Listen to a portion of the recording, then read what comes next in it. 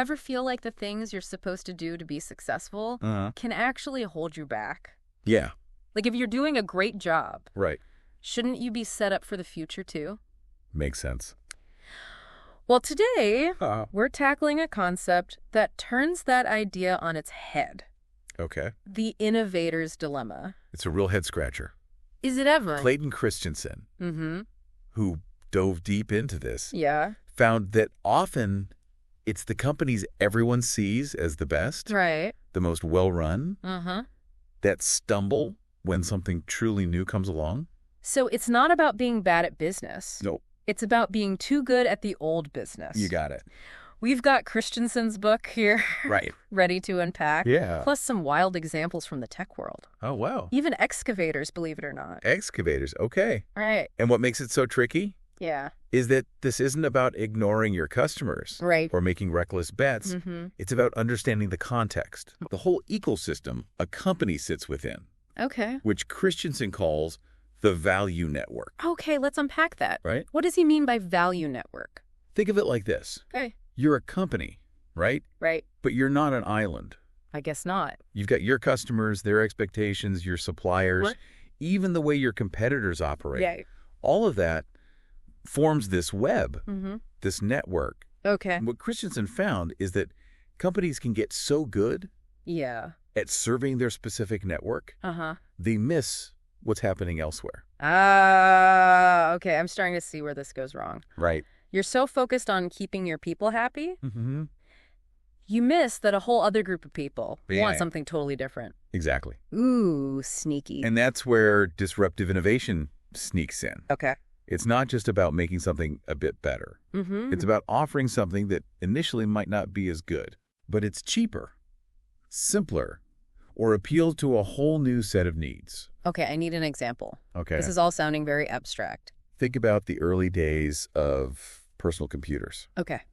Way back. Back then, big companies loved their massive mainframe computers. Right, the huge things. Tons of power, very expensive. Yeah. And the disk drives that stored data for those. Huge, complex things. So the natural progression is to make those disk drives even better for those customers. Exactly. Right. And the companies that made those drives were really good at it. But what they missed was that a whole other market was emerging. Yeah. Desktop PCs. Oh, right. They didn't need those massive drives. Yeah. They needed something smaller, cheaper, and more importantly, Okay. something that could fit in this new, smaller device. So while those companies were busy making the best drives for mainframes, Right. someone else swooped in with a technology that was good enough for this new PC market. Precisely. So that's it, huh? And that's a classic example of the innovator's dilemma in action. You're doing everything right by your existing customers, Right. but that can actually make you blind to the future. Yeah, it's It's like being so focused on steering your ship Mhm. that you miss the giant iceberg dead ahead. It really is. But this is where it gets really interesting, right? This is the fun part. Christensen doesn't just point out the problem. Nope. He offers solutions. Oh, yeah. What can companies actually do about this? He does. Okay. And some of them are pretty radical. Okay, I'm hooked. It's not just about being a bit more innovative. It's about fundamentally changing the way a company thinks and operates. Give me the inside scoop. Okay. What's the secret sauce to surviving disruptive innovation? One approach is to create spin-offs. Spin-offs. It's almost like creating a mini-me of your company, Okay. but with a completely different mission. Interesting. So this mini-me can focus on the new technology without being held back by the rules and expectations of the main business. Exactly. Ooh, clever. They can have different goals, different cost structures, even a different company culture. Right. This allows them to move faster, take more risks, and really focus on what it takes to succeed in this new disruptive market. That makes sense. It's like giving the disruptive technology a safe space to grow Uh-huh. without being suffocated by the demands of the main business. Exactly. But not every company Yes, can yeah. just spin off new ventures left and right. It's true. Are there other options? Absolutely. Okay, good. There's also a shift in mindset Mm-hmm. that's needed across the entire company. Okay, so company-wide. Companies often get stuck in what Christensen calls sustaining innovation, making their existing products better for their existing customers. Right, makes sense. But to survive disruption, they need to balance that with a willingness to explore the unknown, Okay. even if it means potentially cannibalizing their own business. So it's almost like having one foot in the present and one foot in the future. Exactly. Yeah, okay. You can't abandon what's working today, but you also can't be blind to what might be coming tomorrow. And that requires a certain level of comfort with ambiguity, Oh, yeah. a willingness to experiment, Right? and importantly, a tolerance for failure. Because not every experiment is going to be a home run. Right. That's the point. You have to be willing to try things, see what works, what doesn't, and learn from those experiences. Precisely. I like that. Think of it like this. Yeah. Would you rather be the company that's constantly playing catch-up, trying to react to the latest disruption? No, thank you. Or would you rather be the company that's out there experimenting, learning, and maybe even creating the disruptions themselves? That's a powerful way to frame it. Right. It's not just about surviving disruption. Yeah. It's about thriving in the face of it. That's the goal. It's about turning what seems like a threat into an opportunity for growth and reinvention. Exactly. Love it. It's about changing the game, not just playing by the old rules. I like that a lot. It's a good one. That's good. Yeah. All right. We're going to take a quick break. All right. Sounds good. And when we come back, Okay. we'll dive even deeper into the innovator's dilemma. Looking forward to it. Stay with us. All right. It's all about turning that fear of the unknown into a hunger for what's next. Right. And the companies that do it well, they don't just survive. They lead the change. So they're not just reacting to disruption. No. They're actually creating it. They are. That's a pretty bold move. It is. Wow. And it requires a real shift in thinking. Okay. It's about recognizing that what made you successful in the past might not be what makes you successful in the future. Which is a tough pill to swallow, It can be. especially if you're a company Right. that's used to being at the top of your game.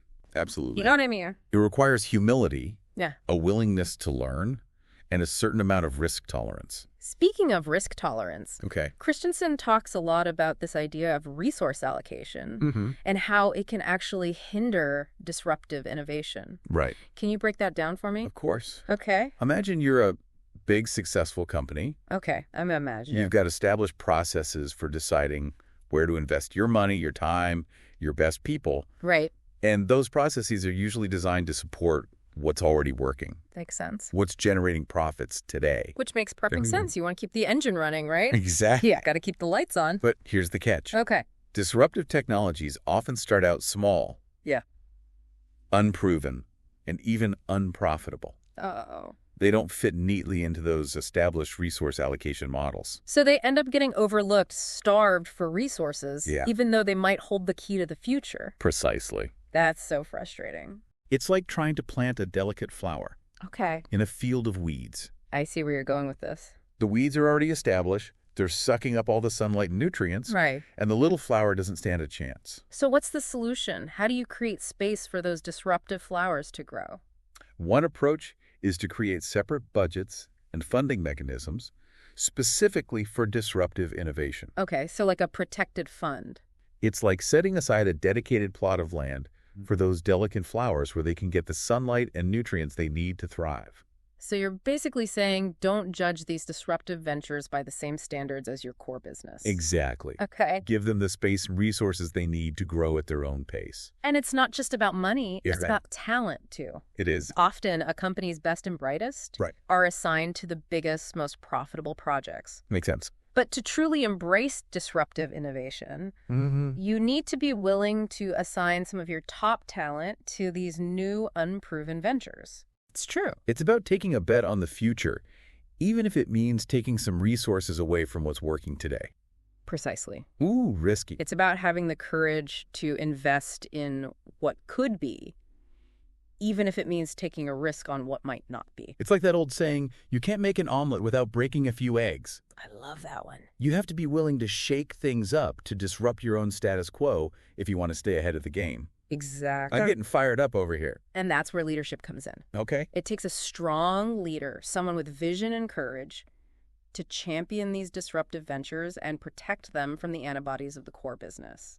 Because it's easy for those ventures to get bogged down in bureaucracy.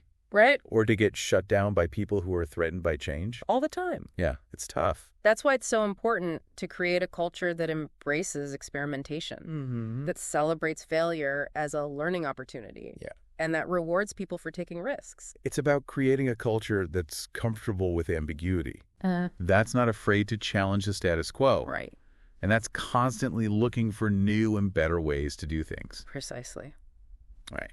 Now let's shift gears a bit Okay. and talk about another key aspect of the innovator's dilemma. Okay. What's that? Finding the right business model. Ah, yes.